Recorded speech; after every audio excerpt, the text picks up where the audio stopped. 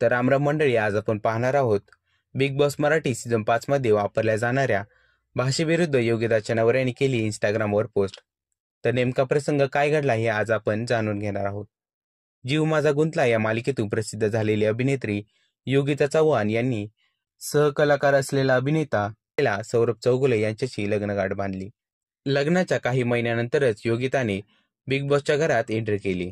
Yogita big बॉसच्या पहिल्याच आठवड्यात ती तिच्या पतीच्या आठवणीत रडली होती. आता योगिताने या शो मध्ये तिचे मन रमवून घेतले आहे.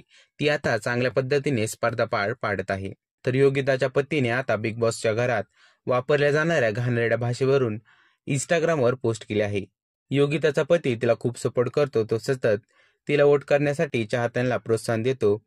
तर सौरभने काल इंस्टाग्रामवर अशी पोस्ट केली आहे की लायकी भीक आणि घाणेरडी भाषा वापरली जाते. खरंच हा फॅमिली सोबत बघता येणारा प्रोग्राम आहे का, असं सौरभने त्या पोस्टमध्ये लिहिलं आहे. हा शो 28 जुलैपासून प्रदर्शित करण्यात आला आहे.